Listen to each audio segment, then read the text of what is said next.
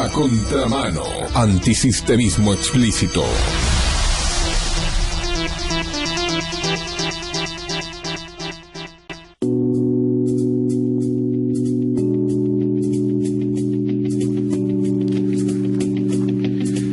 Como vivimos en un mundo distópico en la cual la realidad ha sido secuestrada, la única opción que nos queda es el antisistemismo explícito. Y hoy estamos cumpliendo nuestro programa número 100 desde que llegamos a esta casa. Y quiero agradecerle a las autoridades de la radio, especialmente a Maxi Lecky y a Jonathan Esteban, por la confianza depositada en este señor para poder sacar al aire esta voz del antisistemismo explícito. Y acá me acompaña mi gran amigo Adrián Salvucci. ¿Cómo te va, Adrián? ¿Qué tal? Que antes que nada te felicito por el programa número 100. Realmente es un reflejo no solo de la confianza que ha puesto inteligentemente la casa, Maxi, en ti, sino en tu profesionalidad para llevar adelante el programa. Sí, yo les agradezco tanto y es una suerte. Y la verdad, Adrián, es una suerte que vos estés ahora también acá en esta casa acompañándonos, haciendo antisistemismo explícito. ¿Por qué? Porque la hora lo exige, Adrián. Es así. Gracias. No nos queda otra en este momento de la historia argentina y de la historia del planeta Tierra y de la humanidad viviendo sobre este planeta que alzar la voz. No nos queda otra opción que alzar la voz, por lo menos para empezar a despertar un poquito más de conciencias, ¿viste? Por lo menos. Todo lo que veníamos haciendo a lo largo de los años, de las décadas, Enrique, a lo largo de las décadas, porque son más de 20 años que venimos haciendo esto en distintos medios, lamentablemente va quedando corroborado que teníamos razón y que cada vez la tenemos más, de que hay una estructura de poder que está muy por encima de la Casa Blanca, el número 10 de Downing, ni hablar de la Casa Rosada. Sí, es verdad, es verdad. Bueno, y lamentablemente a alguien que alzó su voz en contra de la farsa de lo que es el endeudamiento que viene sufriendo la Argentina, por lo menos en su era post proceso militar, no le iba a decir en su era democrática porque esto no es democracia, y que tenemos que despedirlo con mucho dolor, es Mario Cafiero. Se nos fue un grande, Adrián.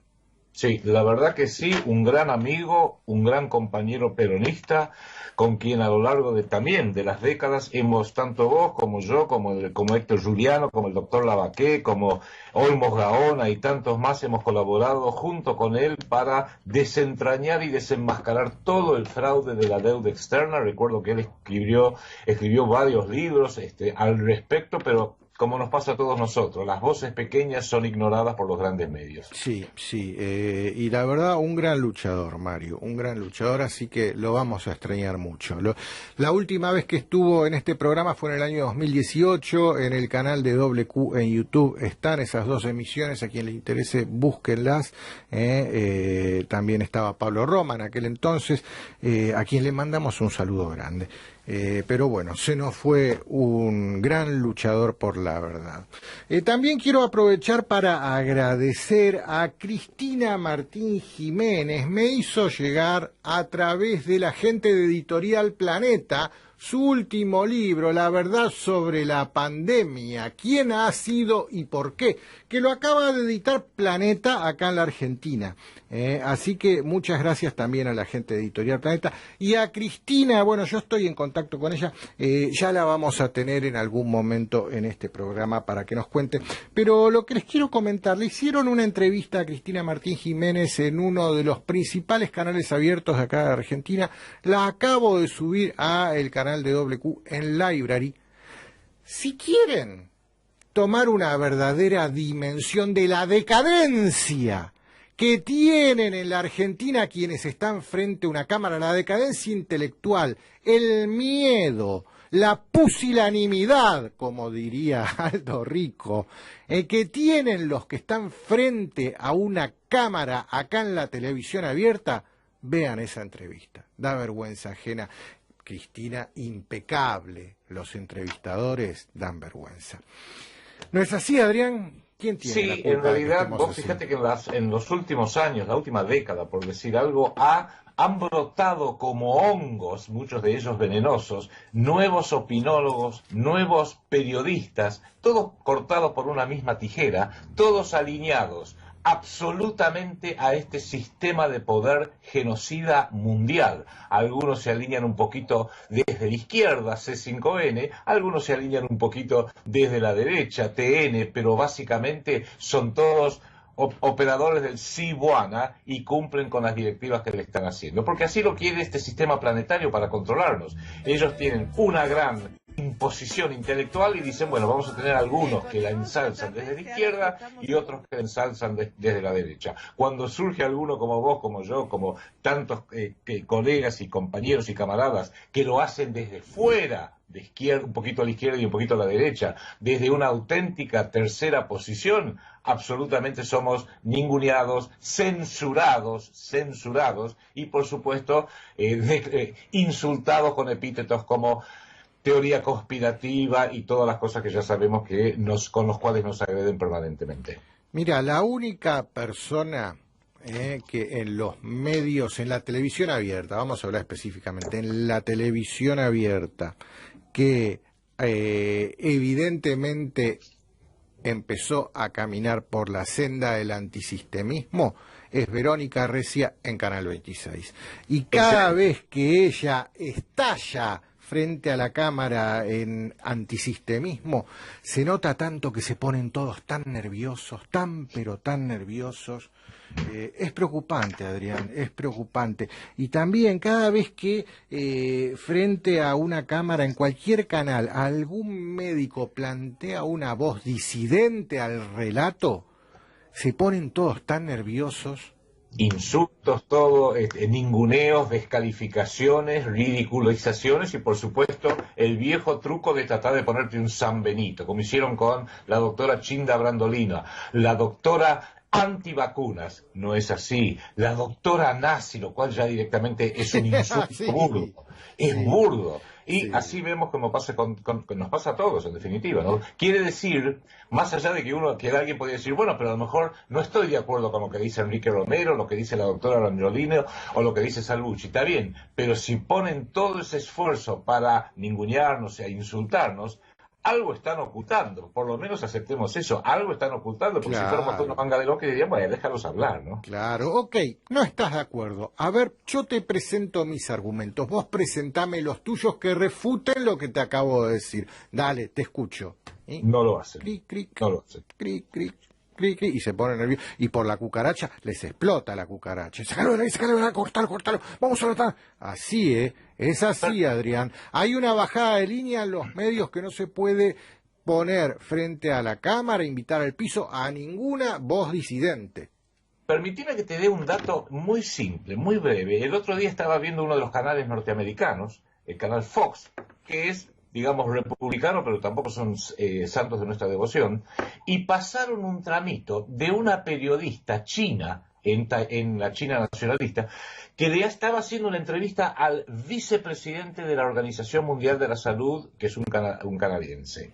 Y le dice, bueno, pero el 31 de diciembre del 2019, Taiwán, o sea, la isla de Taiwán, donde está la China nacionalista, alertó que habían observado algo raro que estaba ocurriendo con una enfermedad en China nacionalista. ¿Qué nos puede decir al respecto? Y del otro lado, en una comunicación vía Skype, ves como directamente este vicepresidente de la OMS cierra y corta la comunicación. Vuelven a entrar en contacto. Bueno, lo tenemos nuevamente al doctor fulano. ¿Qué me puede decir de lo que pregunté de China? Y dice, muy suelto de propósito, no, ya hablamos de China, pasemos a otra cosa. ¿Por qué? Ya hablamos de China, ahora hablemos de Jamaica, dale. Claro. ¿Por qué lo hizo? Porque Prendan los chanutos. es muy importante que tomemos conciencia para ver la seriedad de la OMS, porque como la OMS está copada por la izquierda, solo reconocen a la China comunista, que por supuesto en el punto de vista del poder geopolítico es enorme, reconoce todo lo bueno que hizo la China comunista respecto de esta pandemia que nació en Wuhan e ignora por completo a Taiwán. pero eso es grave porque no permite la OMS que la isla de Taiwán, China nacionalista, con 25 millones de habitantes, no existe. La borró del mapa, no la acepta como miembro porque no quiere molestar a los chinos comunistas, con lo cual la OMS, tan seria, tan profesional, decidió que una isla, 25 millones de personas, la borró del mapa y de la realidad. Sí, es terrible esto, pero todas estas cuestiones que tienen que ver con los medios, Adrián, nos hacen preguntarnos qué está pasando con la libertad de expresión, no solo acá en la Argentina, en este planeta. ¿Qué está pasando? ¿Existe esta libertad de expresión? Y especialmente acá en la Argentina, tenemos que mencionarlo, lo que pasó la semana pasada con el Presto, que lo metieron en cana, así literalmente, por tuitear. A ver, quiero aclarar, porque en las redes muchos me empezaron a putear, porque hay que defiendo al Presto. A ver, gente como el Presto y sus amigos, que varios de sus amigos íntimos, es un grupito de gente muy interesante, varios de ellos son parte de esta casa también. Los dos programas de más audiencia de esta emisora, la RZ, son el que tenemos nosotros y Danan o Muerte. Ese grupo que forman el Presto, Danan, Álvaro Sicarelli, Tipito Enojado, Es de Peroncho, todo ese grupo es gente que en condiciones normales de presión y temperatura, yo en lo personal hablo por mí, estaríamos en veredas opuestas. Pero dadas estas circunstancias de hoy, todos estamos tirando piedras para el mismo lado. Y tengo que destacar de esta gente que es una gente joven, algunos hasta suscriben abiertamente a sociedades secretas que yo en lo personal repudio, ¿no? Pero se nota muchísimo la formación que tienen y lo bien que hablan. Esto hay que decirlo, hablan muy bien y tienen una formación que llama mucho la atención, que no es común en gente de su edad. Para nada común, pero a veces dicen cosas con las que estamos totalmente en desacuerdo, de concepción ideológica estamos totalmente en desacuerdo. Eso no quita que podamos llevarnos muy bien y convivir y compartir en algunos momentos algunas charlas, ¿no? Pero lo que pasó con el Presto, Adrián, por tuitear, por un tuit, lo metieron en cana. Lo importante para redondear es que aunque no se esté de acuerdo con la opinión de una persona, si está bien justificada, bien sustentada, esa persona tiene todo el derecho de hacerse escuchar, especialmente cuando los grandes medios hoy ejercen la censura del dinero, porque obviamente Radio Sónica no tiene el mismo poder de llegada a los receptores del país como Radio Mitre, por ejemplo. De manera que hay que escuchar las opiniones discordantes y si no se está de acuerdo con ellos, no descalificarlas, explicar por qué se está en desacuerdo con ellos, no insultar, no ningunear. Lo que dijo el que le trajo este problema al Presto se refiere a comentarios que hizo respecto de la vicepresidenta de la Nación. Ahora bien, la vicepresidenta de la Nación, yo personalmente creo que es una de las personas más despreciables, con un historial más delictivo, más criminal y psicológicamente desequilibrado que hoy tiene la Argentina, y está nada más y nada menos que a cargo de la vicepresidencia y a cargo del Senado. O sea, me preocupa. Que quizás uno lo hubiera dicho de otra manera. Bueno, el Presto es un muchacho joven. Es lo que nos pasa en la Argentina, especialmente en estos tiempos, que uno lo describe, se le soltó la cadena. Y bueno, sí, es como cuando andás en bicicleta, le diste muy fuerte al pedaleo y se te soltó la cadena. Pero lo que dijo era una expresión de un sentimiento, no era una expresión de intencionalidad literal. Entonces, los ciberpatrulleros, el ciberpatrullaje de la antropóloga Sabina Frederick, que se ve que debe saber mucho de seguridad interna, toman este tipo de medida y por supuesto le han traído, que creo que va a quedar en la nada, pero es una forma de decir los que están en contra del gobierno son delincuentes, son delictivos y en realidad lo que está haciendo acá el gobierno es escupiendo para arriba. Pero está claro que fue por un tuit. Al tuit lo detectó la ciberpatrulla que da vuelta a la manzana en Twitter permanentemente, ¿no? Y se han encargado de mostrar bien al público las imágenes de cómo se lo llevaban al presto de su casa de las pestañas y lo metían en el patrullero a modo de ejemplo. Fue un mensaje ejemplificador para todo aquel que se anime a hacer una voz disidente. Esto es lo que pasó, Adrián. Tal cual. Por tal eso cual. tenemos que defender la libertad. Y otros dos casos que también son terribles. Uno es el de Nicolás Moraz, mi gran amigo Nicolás Moraz, a quien le mando también un saludo, Sí. que le ha sufrido un hackeo. Él todavía no tiene en claro el origen de por qué él no puede tener acceso a su canal de YouTube. Le han bloqueado el acceso a su canal de YouTube. No está claro por qué, pero se ve que su voz le está molestando a mucha gente. Y otro, que directamente le borraron el canal de YouTube ejerciendo el ciberpatrullaje, fue mi gran amigo, el terraplanista Iru Landucci, a quien también le mando otro gran saludo. Pero, a ver, Iru tiene el derecho de decir que la Tierra es cúbica si se le canta, y no por eso YouTube le tiene que borrar el canal. Bueno, vos sabés que yo con Landucci he tenido una total desacuerdo, lo hemos discutido inclusive a través de distintos videos, pero él tiene absoluta, yo defiendo a muerte el derecho de Landucci de decir lo que dice y lo que se le da la gana mientras que lo haga sin insultar a nadie, y claro, él tiene el mismo derecho por consecuencia de estar en desacuerdo conmigo. Pero si empezamos a bloquear y a borrar las opiniones, eso es la mejor época de José Stalin, la mejor época del KGB, etcétera. Yo la pregunta que le haría a YouTube, que no está en Argentina, tiene su sede en California, en Silicon Valley, cuando le borra un canal, como han hecho con NUR para Todos, o borran un video o hackean, permite que se hackee, mejor dicho, un canal entero, o como te han hecho a vos, y me han hecho a mí en mucho menor medida, de borrar un video porque no cumple con las condiciones de la comunidad, así lo dicen. De la comunidad, claro, sin explicarte nada. Yo digo, sí. ¿Lo hacen ellos espontáneamente desde California, que es una opción? ¿O alguien del gobierno, o a lo mejor de alguna ONG privada, como la Fundación Pensar de los Macri, por ejemplo? No, lo que decía básicamente es que el drama que estamos viviendo hoy en día se refiere básicamente a que la pregunta que yo me hago es la siguiente.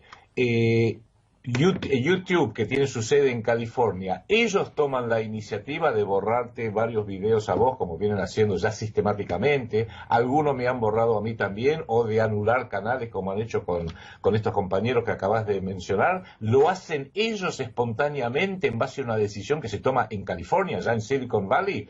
¿O lo hacen porque alguien en el gobierno argentino o alguna ONG, Policía del Pensamiento, que tiene muy buenos contactos allá, le dicen, che, borrá este programa de Romero porque no me gusta, che, borrá aquel canal porque tampoco me gusta?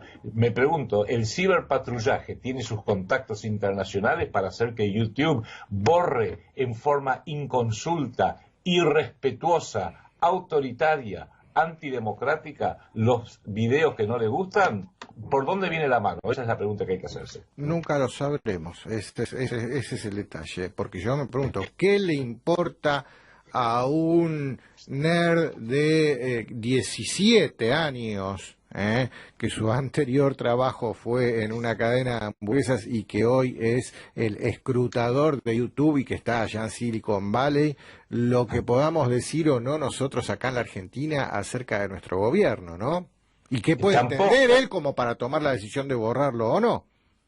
En la época de José Stalin, en la época de Khrushchev, en la época del KGB, también alguien te denunciaba, te iban a buscar a tu casa a las 3 de la mañana y pasabas después años en Siberia preguntándote ¿quién me habrá denunciado? ¿Quién habrá sido el tipo que lo hizo? Como pasó acá en el gobierno militar en los peores momentos, donde también levantaban a gente y a lo mejor lo levantaban ya no por razones ideológicas, sino porque alguien cargaba con una bronca en contra tuyo por algún hecho personal del pasado y abusaba del poder, y esa es la palabra clave. clave, abusaban del poder, y hoy la propia Sabina Frederick, cuando dice hacemos ciberpatrullaje y toma estas medidas sin consulta, que, oh casualidad, siempre son voces contrarias al gobierno, yo no veo que le bajen de su canal C5N algún YouTube que haya metido. No, esos que están todos perfectamente en su lugar. ¿Quién es el cretino en el Poder Ejecutivo, el Poder Judicial, el Poder Legislativo, o peor, en las estructuras privadas que sirven a este sistema político, que de repente da la orden de anulen este programa, censuren aquel, bajen aquel otro YouTube? Así es, así es. Bueno, ahora volvemos. Abraham Lincoln decía, se puede engañar a todos algún tiempo, se puede engañar a algunos todo el tiempo, pero no se puede engañar a todos todo el tiempo. Abraham Lincoln iba a contramano.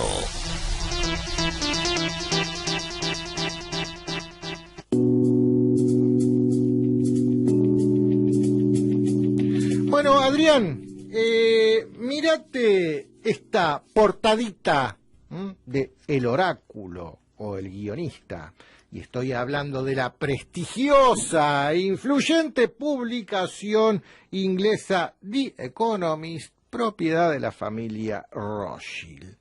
Y se preguntan, ¿de quién es la Tierra?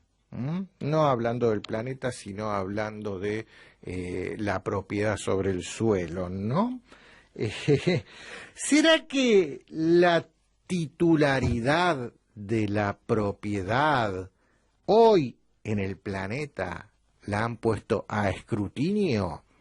¿Y será casualidad lo que estamos viendo acá en la Argentina con las usurpaciones de las tierras? Bueno, eso es muy interesante.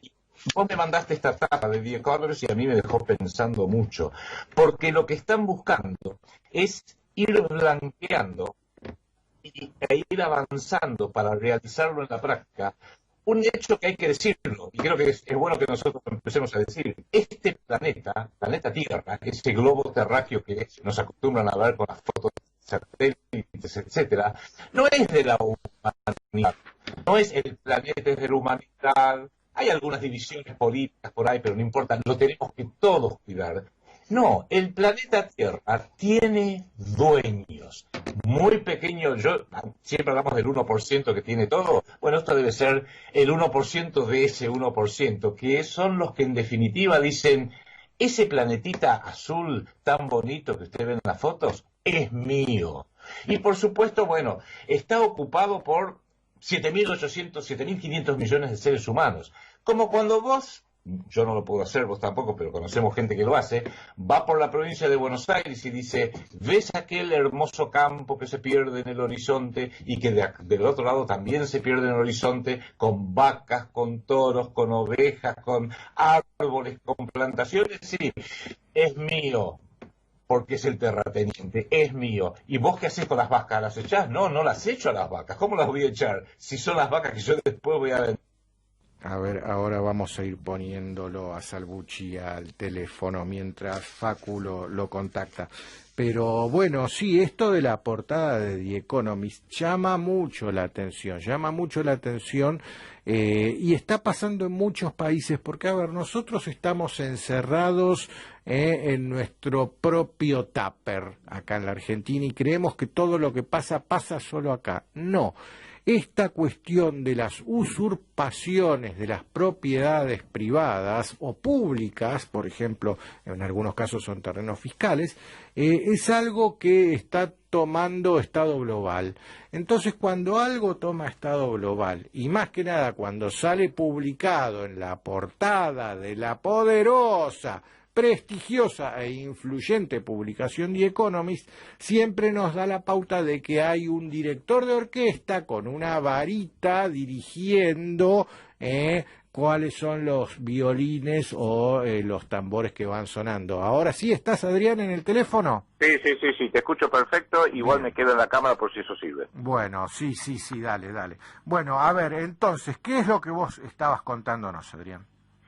No, lo que estaba contando, que creo que es el momento, y hago una apretadísima síntesis, es que tenemos que ir tomando conciencia, y de esto venimos hablando nosotros desde hace décadas, es que el planeta Tierra tiene dueño, hay que entenderlo, que tiene un dueño, que si el 1%, ya lo hemos dicho un montón de veces, si el 1% de la humanidad concentra el 99% de la riqueza, hay un 1% del 1% que son los verdaderos dueños de la Tierra. Le hemos puesto nombre y apellido y es ocioso volver a repetirlo ahora, pero en alguna medida hay que verlo como cuando alguien va, si por ejemplo ni vos ni yo, pero una persona que es dueño de un enorme campo en la provincia de Buenos Aires, te lleva y te dice, ves hasta el horizonte al este, ves hasta el horizonte al oeste, toda esta tierra es mía, con sus vacas, sus ovejas, sus sembrados, todo, el agua, los ríos, etcétera. Y uno diría, bueno, este es el dueño, es el terrateniente de todo esto. Y vos no le decís, pero ¿por qué permite que esas vacas estén ahí? No, si esas vacas también son mías. Lo mismo los sembrados, también son míos. Y a su debido momento, y en el momento oportuno cíclico, según el ciclo de cada uno, sean vacas para carnear o cosecha para levantar, me van a dar muchísimo dinero. Entonces, y el año que viene vuelvo otra vez todo el ciclo. Eso es lo que hay que entender, que este planeta tiene un dueño, y ese dueño ya tiene preasignado qué va a ir haciendo con cada sector que tiene. Lo voy a usar, voy a rotar los sembrados para el año que viene, y aquello lo voy a dedicar a las vacas o lo voy a dedicar a las ovejas. Hoy en día está ocurriendo eso. Están blanqueando el hecho de que este planeta tiene un dueño, y el dueño ya desde hace siglos, o muchas décadas al menos, ha tomado la decisión de qué va a hacer con cada área y cada sector. Y en el caso, bueno, nosotros no somos vacas, somos 7.500 millones de seres humanos. Cuando determinados grupos en determinadas zonas geográficas, la Argentina, por ejemplo, se resiste a que el dueño del planeta te quiera decir, no, vos no vas a hacer esto, vos vas a hacer esto otro, y tu población no va a estar desparramada en todo el país, la vamos a concentrar todo en el AMBA, y vamos a dejar la Patagonia muy convenientemente despoblada, porque nosotros tenemos otros planes para la Patagonia futura, Argentina y Chile, por ejemplo, tomen nota. Eso es lo que genera conflictos, y cuando se generan conflictos, tienen policía para ordenar, militares para invadir, pero ya eso no es necesario que lo hagan. Tienen crisis económicas para imponer, tienen cadenas invisibles como la deuda externa para obligar, y todo lo que utiliza el poder privado que hoy gobierna el mundo para ejercer, como dijo Roland Laurent, el multibillonario miembro de la Comisión Trilateral hace 4 años aquí en Argentina, tenemos tremenda influencia y no tenemos miedo de utilizarla. Mira, así como lo planteaste esta pregunta, ¿quién es el dueño del planeta? No puedo dejar de acordarme de un gran maestro que falleció el año pasado, Salvador Freixedo, que él escribió un libro que se llama La Granja Humana, y que él cuenta que en este planeta, todos los que estamos acá somos las vacas en el campo de alguien, ¿no?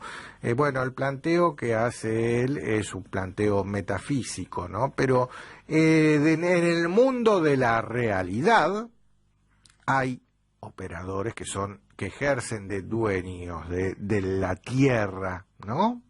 ¿Quiénes son estos, Adrián? Mira, en realidad es un grupo bastante amplio. En primera línea claramente está los grandes terratenientes del primer mundo, los Carnegie en Estados Unidos, los Rockefeller en Estados Unidos, los Morgan en Estados Unidos, los Rothschild en toda Europa y en buena parte del planeta, incluida China, ya que usaste la frase en su momento, creo que fue por allá por el mes de junio del 2005, el diario La Nación, que es un diario vocero de estos dueños del planeta, llegó a describirlo al señor Eduardo Elstein, que fue testaferro, lo sigue siendo testaferro de George Soros, como el dueño de la tierra de Argentina. Lo describió así el diario La Nación, me acuerdo que fue en una importante edición dominical por allá por junio del 2005, porque era el mayor terrateniente de toda la Argentina, pero no solamente en tema de territorio en sí, sino también dueño de bienes físicos, grandes edificios, grandes áreas de shopping. Tenía en ese momento un socio que era Eduardo Mindlin, que en el interín se hizo directamente de Edesur, de Pampa Energía, de todo lo que son los recursos energéticos o importantes recursos energéticos, y en alguna medida ahí llegamos a la conclusión, y me hace acordar una frase que decía David Rockefeller cuando aún vivía: nosotros no nos interesa ser los dueños directos de todo, porque tiene que haber una autoridad superior a ellos que los haga dueños, y la autoridad superior son ellas. Como que yo me diga, el bolsillo izquierdo le diga, lo que está en el bolsillo derecho del pantalón es tuyo, y el bolsillo izquierdo va a decir, ya sé, estúpido, si es el mismo pantalón y la misma persona. Entonces ellos no hacen esos shows, pero sí David Rockefeller dijo, no nos interesa ser dueños, porque eso es secundario, sino ser controladores de todo. Y uno, para entender el mundo actual, más que fijarse si esto es de este o si aquel vendió al otro, no, ¿quiénes están controlando todo? Porque esa es la palabra clave, que es lo que les importa a ellos tener, y creo que es lo que está insinuando pícaramente con esta portada The Economist, donde se pregunta, whose land? ¿De quién es la tierra? Y al formular una pregunta así, de una forma tan tan inocente, nos está diciendo, ¿de quién es lo de menos? Es quien la controla.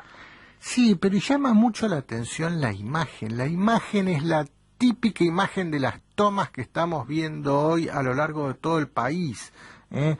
Primero te ponen un negro en la portada, no te ponen un blanco, eso ya es un mensaje. Vale.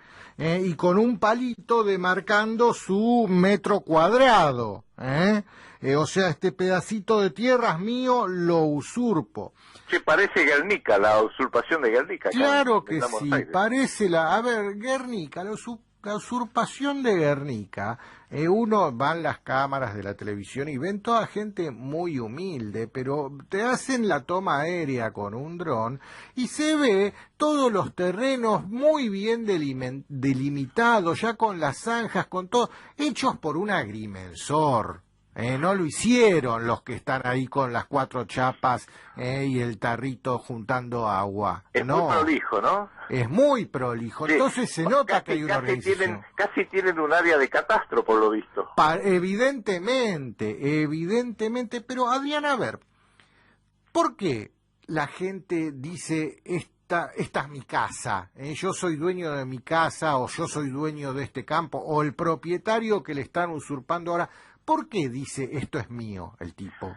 Esa es una pregunta clave y fundamental, tan obvia que ya nadie la hace, porque en definitiva cuando yo digo esta casa o este campo es mío, estoy implicando que hay una autoridad superior y colectiva que en alguna parte está legitimando lo que yo digo. Claro. Porque este terreno es de Enrique Romero y vos producís una escritura y decís, porque acá hay una escritura inscrita en La Plata, que rige para toda la provincia de Buenos Aires, o inscrito en el catastro de Capital Federal, si tenés en la ciudad de Buenos Aires, que dice, señores, este terreno o esta casa es de Enrique Romero porque la compró legítimamente, pagó los impuestos, un agrimensor midió desde dónde va hasta dónde va, está todo en regla, pero siempre es eso, una autoridad superior, soberana, y que tiene todo el apoyo de la ley, porque si vos vas a Catastro, a La Plata, y decís, che, alguien usurpó mi casa, con ese título, podés ir a la policía y decir, por favor, policía, ayúdeme, alguien usurpó mi casa y necesito la fuerza pública para sacarlo. Perfecto. La pregunta para la Argentina es, ese poder superior, soberano, se está cayendo a pedazos delante de nuestros propios ojos. Y si se cae a pedazos, porque se está cayendo, se ha caído a pedazos, la soberanía de las instituciones argentinas no va a quedar como un agujero negro. No es que Argentina se va a hundir y va a haber un gran océano, el océano argentino, no.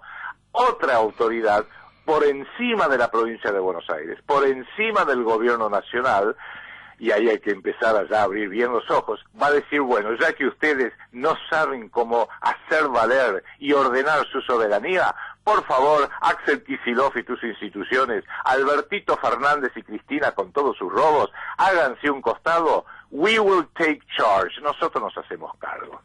Exacto. A ver, Adrián, vos decís que tu casa es tuya porque vos tenés la escritura de tu casa, ¿no? Pero la escritura, al fin y al cabo, no es más que un papel que dice, esta casa es de Adrián, Así es. Pero ese papel antes de decir esta casa es de Adrián, ¿qué dice el encabezado de ese papel? Dice República Argentina. Es lo primero que dice. Si ese papel no dijera República Argentina y ese papel lo hubiera escrito yo y te lo daba, valía 0 tu derecho de propiedad sobre tu casa. Pero tu derecho de propiedad sobre tu casa vale, con rigor de ley, porque ese documento lo emite el Estado Nacional Soberano y el Estado Nacional Soberano garantiza que vos sos tu derecho de propiedad sobre ese bien. Pero si acá la titularidad de la propiedad la sometemos a escrutinio, también estamos sometiendo a escrutinio la propia existencia del Estado Nacional Soberano. O sea, Enrique, lo acabas de expresar muy transparentemente. Tenemos que empezar a volver a lo fundamental que hemos perdido, porque Argentina perdió su soberanía ya casi íntegramente, y no por una fuerza exterior, sino por una corrupción interna. Una casa se puede venir abajo porque un avión de afuera la bombardea, la destruyó, pero una casa se puede también venir abajo si vos permitís que todas las vigas, todas las maderas, por mal mantenimiento, se pudran y se viene abajo sola. Las instituciones de la mal llamada democracia en la Argentina, el poder ejecutivo, el poder legislativo que hace unas leyes horrendas, el poder judicial que es absolutamente subjetivo y no tiene nada de objetividad. A los 3 niveles de gobierno, nacional, provincial y municipal, quizás con algunas honrosas excepciones abajo de todo, en ciertas municipalidades, se ha venido abajo y hoy meramente es como los muertos vivos. Sí, voy a decir, no, pero está vivo. No, míralo bien. Viene caminando como una cosa toda asquerosa, repugnante, porque el país ya murió. Eso yo lo vengo pregonando desde el año pasado ya con urgencia, porque fue el último tramo del gobierno Macri. La Argentina está muerta, pero sigue por inercia, es un cadáver, es un muerto vivo. Hay que blanquear que la primer república argentina ha muerto por culpas ajenas, por culpas propias mayormente, por traiciones de los peores gobiernos que uno puede imaginar que hemos tenido en los últimos 40 años, y que a partir de ahí decimos, bueno, ¿qué hacemos? O lo dejamos todo como está, y va a venir alguien de afuera y va a decir, bueno, ya que ustedes decidieron suicidarse, yo Estados Unidos, o yo Europa, o yo el que sea, o yo China, me hago cargo, así que córranse todos, y a partir de ahora tu escritura va a estar en Pekín, y cuando quieras hacer algo con tu casa... Y está en chino y vos no la vas a entender. Sí, vas a tener que tomarte ese avión de Menem que iba a subir a la estratosfera y de ahí iba a llegar a Pekín, vas a tener que tomar ese colectivo para ver tu escritura, porque la soberanía sobre Argentina va a estar en Pekín, o en Washington, o en Londres, o lo que sea. O, alternativamente, porque yo soy un optimista incurable, llegó el momento de fundar una segunda república y tener el coraje de decir, estas instituciones no funcionan, porque inclusive la Constitución Nacional, a pesar de las reformas, etcétera, fue hecha, fue redactada, fue concebida para la realidad del siglo XIX, y nuestros políticos asquerosos siguen no viviendo, sino usurpando de los beneficios que ellos pueden sacar como senadores, como diputados, como gobernadores, como presidentes, como ministros, como intendentes de la realidad del siglo XIX y principios del siglo XX.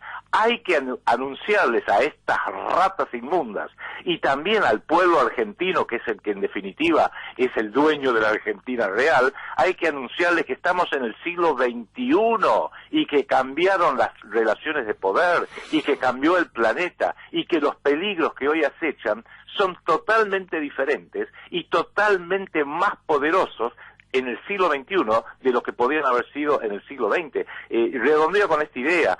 Hasta hace 50 años, acá nuestros propios militares y el gobierno se preocupaban una invasión de Brasil por Itaipú, una invasión de los chilenos por las 3 islas ahí del canal de Beagle, ese mundo desapareció. Nuestro peligro hoy no es que nos invadan los chilenos, o que nos invadan los brasileños, o los bolivianos, o los uruguayos. El peligro hoy es que la Argentina ha quedado ocupada por los peores agentes de nuestros peores enemigos, y viven y se pasean por los pasillos de la Casa Rosada, de la gobernación de la provincia de Buenos Aires en La Plata, desde luego, y en las municipalidades, y el pueblo no se da cuenta porque los grandes multimedios dicen, este es el gobierno legítimo de Argentina, y cuando viene alguien como Nicolás Moraz, o alguien como Enrique Romero, o Salvucci, o TLV1, y dice, no, guarda que no es así, era así quizás en el siglo XX, pero estamos en el siglo XXI, ahí volvemos al principio, te censuran, te ridiculizan y te tratan de sacar y acallar la voz, te ponen el tapaboca literalmente. Entonces, Adrián, que esté pasando esto y que estén surgiendo estas noticias o estas tapas del oráculo en el contexto del año 2020, en el cual todos estamos sin entender bien por qué, muertos de miedo con un virus muy chiquitito que no lo podemos ver, encerrados bajo arresto domiciliario, y está pasando todo esto y se están acelerando los acontecimientos a tal velocidad que la capacidad de interpretar el hilo conductor de los acontecimientos por parte de quienes están frente a una cámara es nulo verdaderamente. Te voy tirando ejemplos, ¿no? Que son catalizadores de hacia dónde, por dónde va la cosa y por qué estamos encerrados. La Nación titulaba República de Tandil, las razones de atrás de su amague independentista, porque ya también hasta Tandil hizo una amague independentista, pero bueno, la nota habla básicamente de que la Intendencia Municipal de Tandil usa criterios totalmente diferentes a los de todo el país para administrar esta supuesta pandemia. Por otro lado, el caso del Mendoexit, que ya lo hemos hablado en un par de programas, hace un par de programas atrás, de Mendoza proponiendo su independencia, su secesión de la República Argentina, o lo que estamos viendo con los mapuches, tanto acá en la Argentina como en Chile. En TLV1 hemos hecho un programa entero que fue un informe maravilloso acerca de quiénes son los mapuches y quiénes están detrás, ¿no?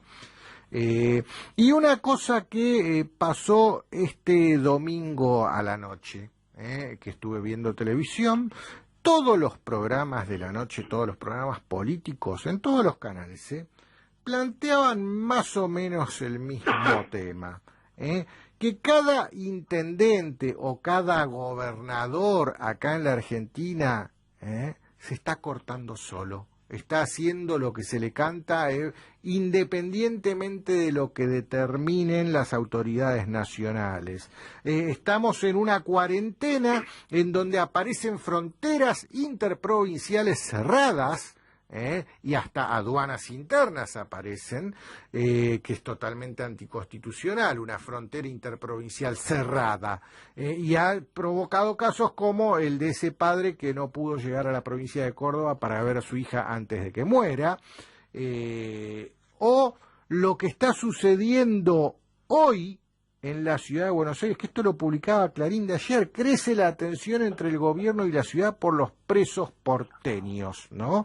Y la nota habla de que como la justicia ahora está en manos de la ciudad, del gobierno de la ciudad de Buenos Aires, los delincuentes que tienen sentencia no tienen cárcel a donde mandarlos, porque las cárceles las administra la Nación, el Servicio Penitenciario Federal. Y desde el Servicio Penitenciario Federal le dicen al gobierno de la ciudad que no tienen lugar para meter presos, así que se arreglen ellos con sus presos. Están destruyendo todo el andamiaje que sostiene la existencia de la República tal cual la conocemos. ¿Qué es lo que va a terminar sucediendo con esto, Adrián? Bueno, yo te escuchaba atentamente porque hiciste un compendio espléndido de esto. Son distintos hechos, distintas fuerzas que están trabajando a conciencia o a inconsciencia para romper la Argentina en 10.000 pedazos. Tomemos el ejemplo, por ejemplo, de esto que salió la República de Tandil, del intendente Lunghi de la ciudad de Tandil, en la provincia de Buenos Aires. Es una ciudad muy rica en recursos, muy rica en informática, una ciudad universitaria y un centro turístico.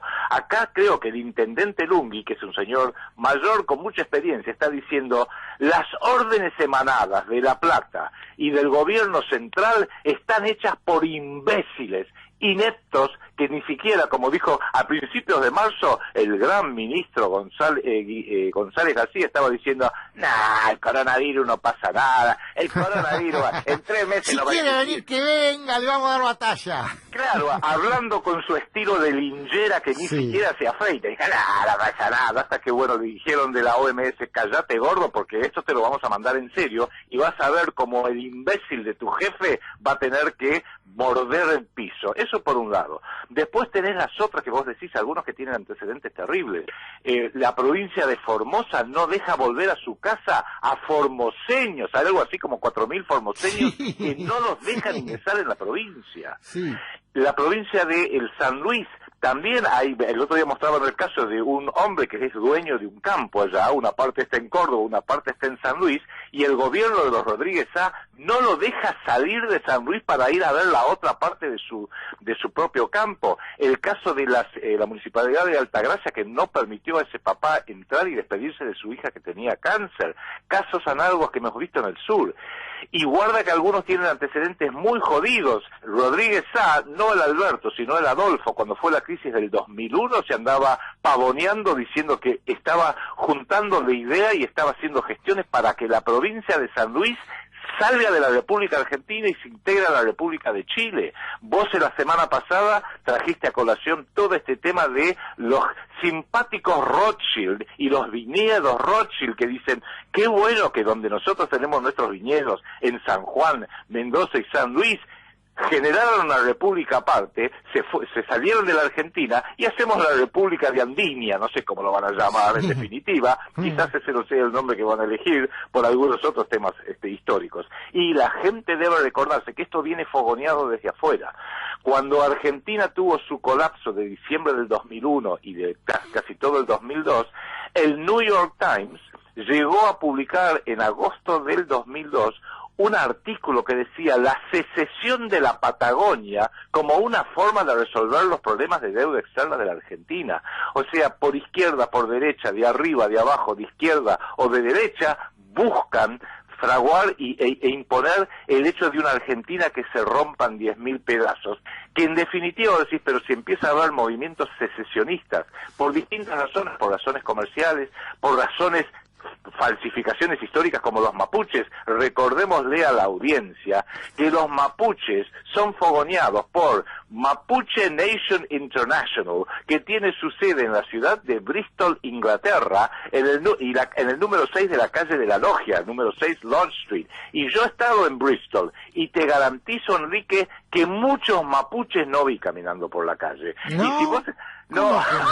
No son pueblos autóctonos de Bristol, los mapuches. No, y si entras al sitio vas a ver que sí, tienen como mascarón de proa a un tipo que es un mapuche que vive allá desde los años 70, o un indígena debiera decir, desde los años 70, y todas las demás autoridades son todos celtas, rubios y ojos azules, que tampoco es el biotipo mapuche. Y te digo más, ¿sabés dónde abrió su primer sucursal Mapuche Nation de Inglaterra? ¿Dónde? En la Unión Europea, donde parece que en Bruselas también está lleno de mapuche. No sé, evidentemente han conquistado toda Europa y toda Gran Bretaña.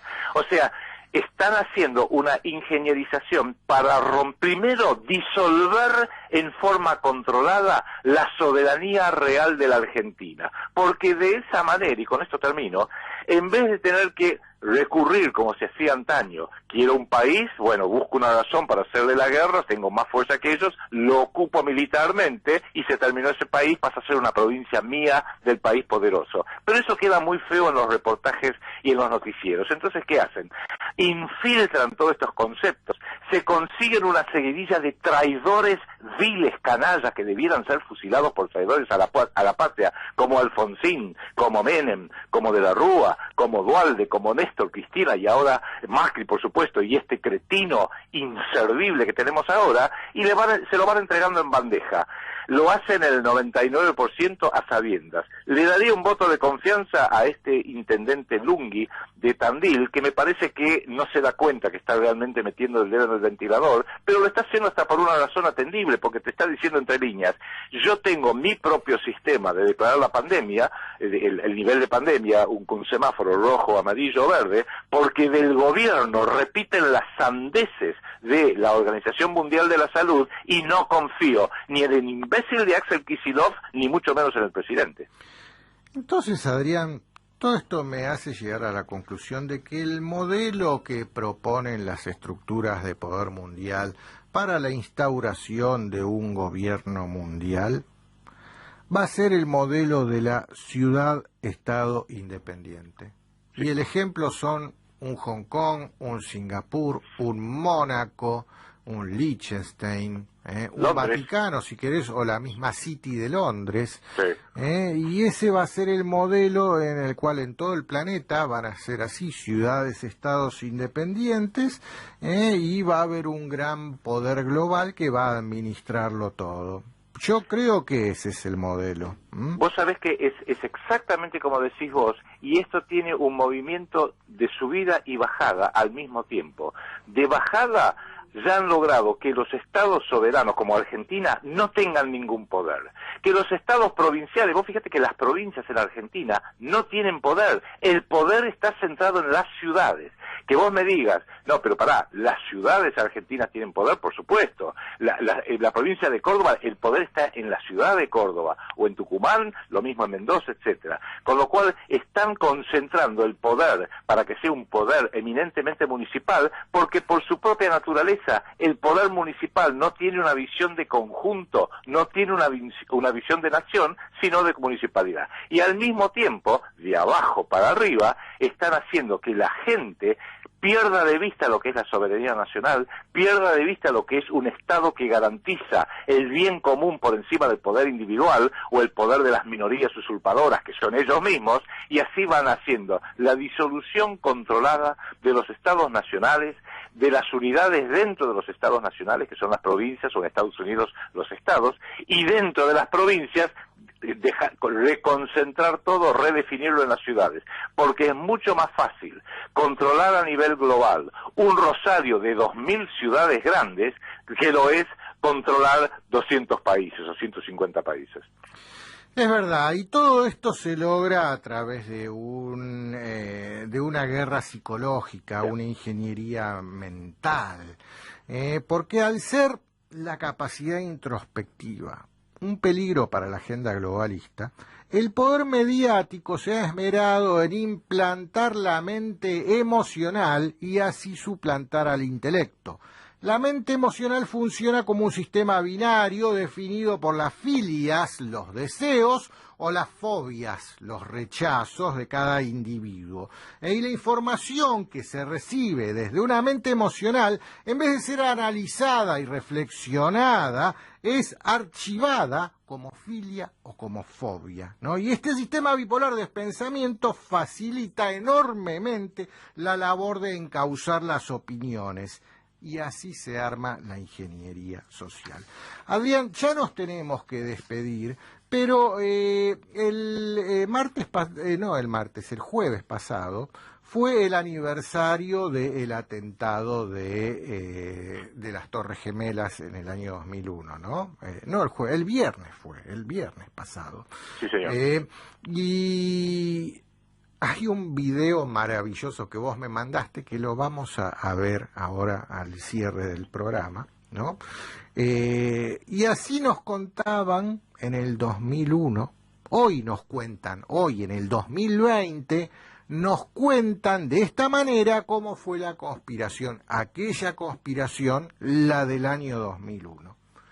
Hoy estamos viviendo otra conspiración, muchísimo más poderosa, que nos afecta a todos en el planeta y nos tienen encerrados. Pero yo los invito a todos ustedes a que se suban a mi DeLorean y hagamos este paseo por el año 2001, por el año 2020 y que pasemos por el 2009 para ver cómo en el 2009 nos contaban la teoría de la conspiración del año 2020.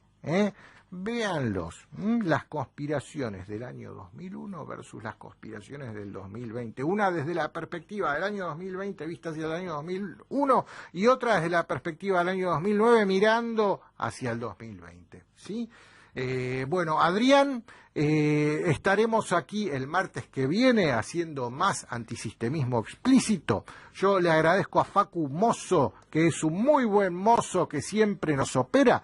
Y si se quedan ustedes en la sintonía de la receta, ahí viene la gente de Siempre Nos Miente. Chau Adrián, chau a todos. Chau, nos vemos la semana que viene.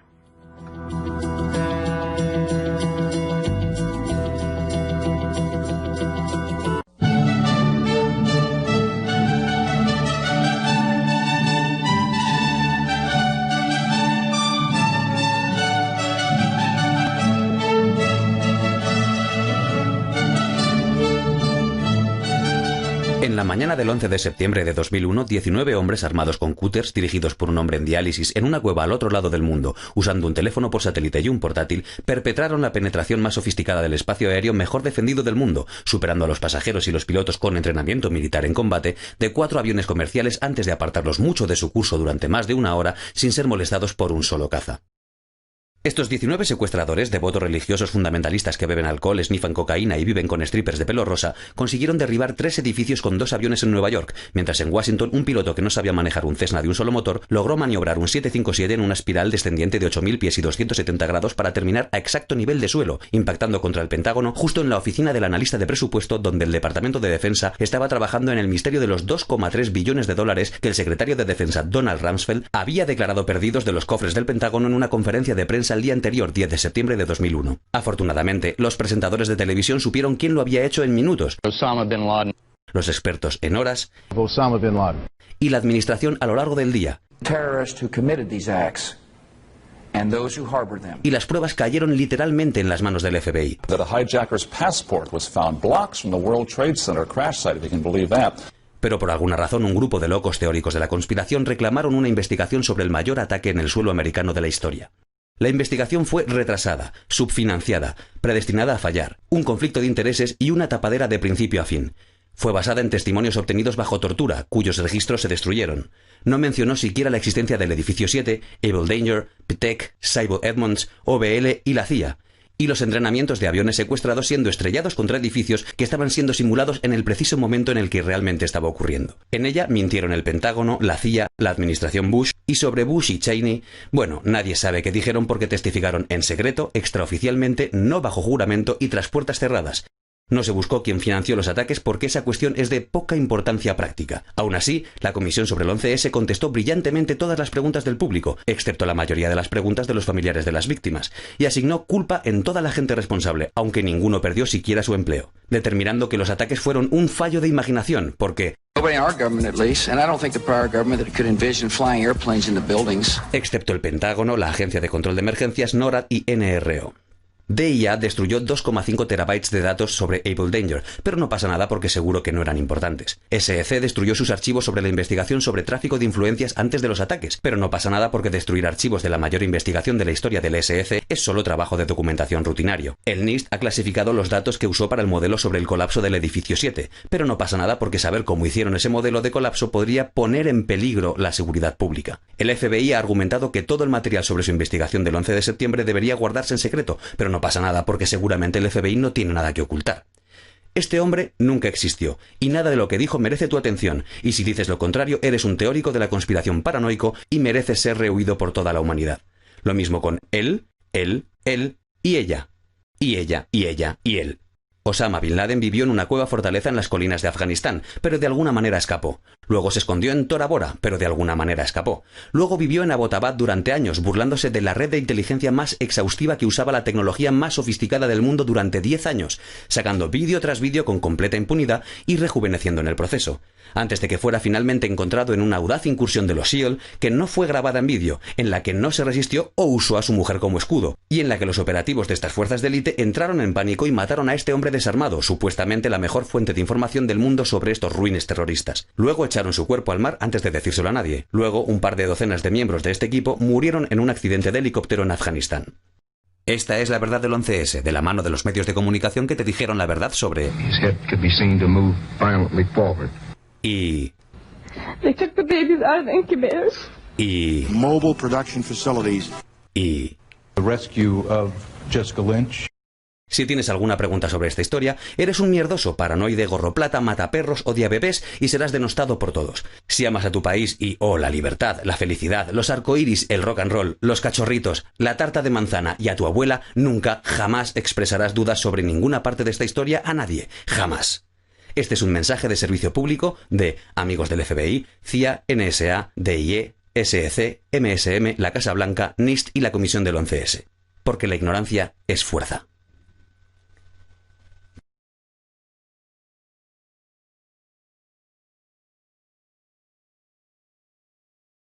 En Estrasburgo, la Asamblea Parlamentaria del Consejo de Europa va a investigar hasta dónde ha llegado la influencia de los lobbies farmacéuticos en la gestión de la gripe A por parte de la Organización Mundial de la Salud. El responsable de sanidad de esa Cámara denuncia intereses ocultos y complicidad de las autoridades sanitarias. Informa Edurne Arbeloa. Gripe A, gripe de beneficios millonarios para los laboratorios con la complicidad de las autoridades sanitarias. Es lo que va a investigar la Asamblea Parlamentaria del Consejo de Europa. A partir de las denuncias de este hombre, Wolfgang Bothberg, el presidente de la Comisión de Sanidad de esa institución, el epidemiólogo considera la enfermedad como uno de los mayores escándalos médicos del siglo. Quiere que se investigue sobre todo esto, la declaración de pandemia el pasado junio por parte de la Organización Mundial de la Salud. Estamos en fase 6, dijo su directora, Margaret Chan.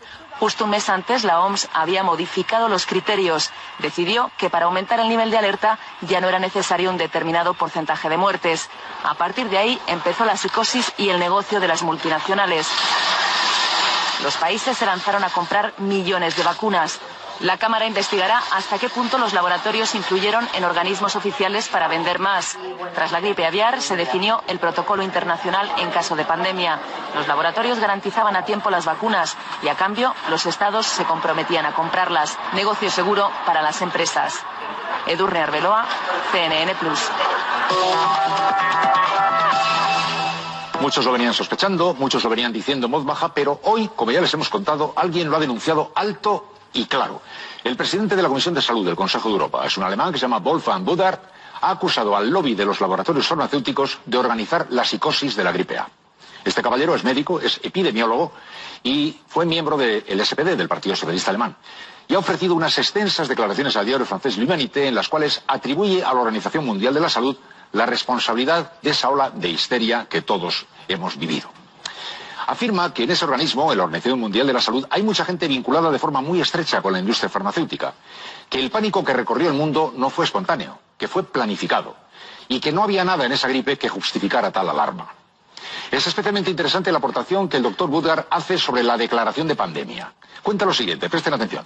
Hasta el pasado mes de mayo de 2009, para que se declarara una pandemia, era preciso que pasaran dos cosas. Que un virus se extendiera con rapidez y que también el número de casos mortales estuviera siendo muy superior a las medias estacionales. Desde ese mayo de 2009, la definición se cambió. Ya no era necesario aludir a la mortalidad. Bastaba con que estuviera apareciendo en distintos países. Así pues, la pandemia quedaba definida por la propagación, no por la gravedad. Eso en mayo. Bueno, pues un par de meses después, en junio, se cambia esa definición. Se anunciaba oficialmente la pandemia de la gripe A. Los laboratorios se lanzaron a fabricar la nueva vacuna y los gobiernos, hábilmente pastoreados por los intereses de esos lobbies, hicieron lo que les correspondía hacer, comprar millones de unidades. Bueno, pues hoy sabemos que la gripe A ha producido la 10ª parte de casos mortales que una gripe estacional. Y que tenemos millones de dosis con las que no sabemos qué hacer y que intentamos colocar, quién sabe con qué argumentos, a los países subdesarrollados. Antes de que acabe este mes, el Consejo de Europa va a abrir una investigación sobre el papel de los lobbies y los gobiernos en este negocio. El negocio más repugnante, el negocio del miedo.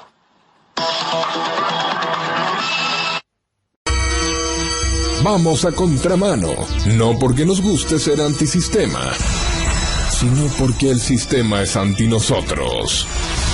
Hasta la próxima semana.